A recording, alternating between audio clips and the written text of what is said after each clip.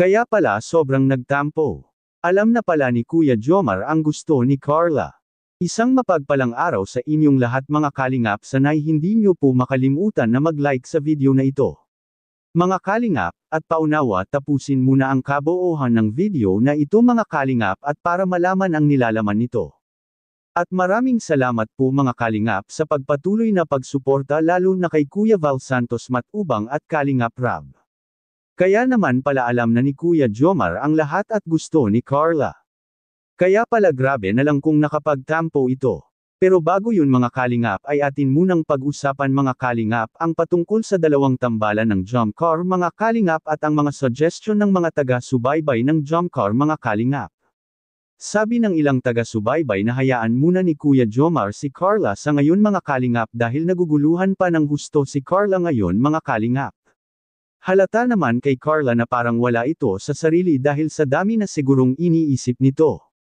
At kung makapaghintay naman si Kuya Jomar ay bakit naman hindi gagawin niya ito basta ang mahalaga ay patuloy nitong gagabayan si Carla at hahatid sundo upang matitiyak anya nito si Carla na ligtas lang ito mga kalingap.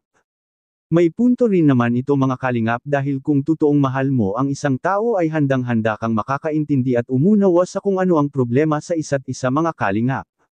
At nakapagsabi rin ang karamihan na mas marami pa anya ang karapat-dapat para kay Kuya Jomar kaysa kay Carla mga kalingap. Maaring marami talagang pwedeng magkakagusto kay Kuya Jomar mga kalingap at lalo na si Kuya Jomar ay may pera na ito at isa na rin itong vlogger ngayon. Sabi rin ng ilan na mas makakabuti anya na bubuwagin na muna ang tambalan ng jump car at love team na lang anya si Kuya Jomar sa iba. Maaring mangyayari talaga ang mabubuwag pansamantala ang jump car mga kalingap. At bakit? Kung makapag-umpisa na si Carla sa kanyang pag-aaral ay maging busy na ito at minsan na lang rin ito makakagawa ng serye kasama si Kuya Jomar. Ngunit marami naman ang maging malungkot kapag nangyari ang ganun sa dalawang tambalan na ito. Dahil nasasanay na ang taga-subaybay ng jump car sa dalawa at ang gusto lang nila ay si Kuya Jomar lang at Carla ang magkakaligawan sa totoong buhay nito mga kalingap.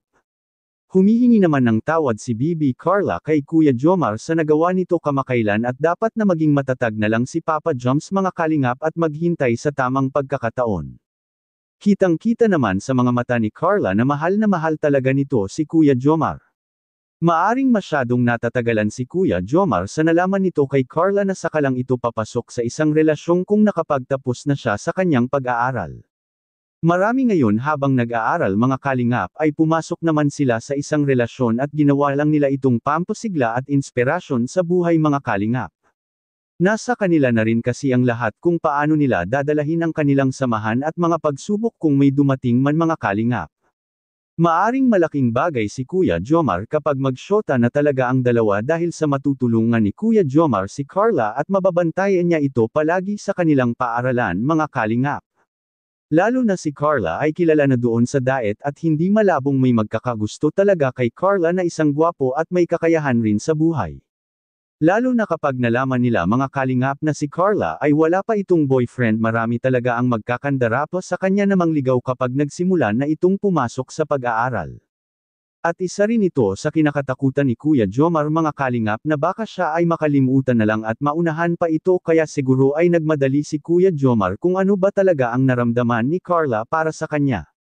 At sa kabilang dako naman mga kalingap, kaya pala sobrang nagtatampo si Kuya Jomar sa nangyari nila ni Carla ay si Carla lang pala ang nakakagawa sa kanya ang mabusted ito sa panliligaw mga kalingap kaya sobrang sakit talaga ng naramdaman ni Kuya Jomar kaya wala ito sa sarili at walang gana na lalabas kasama si Carla. Anong masasabi niyo po tungkol dito? Please comment and God bless you all.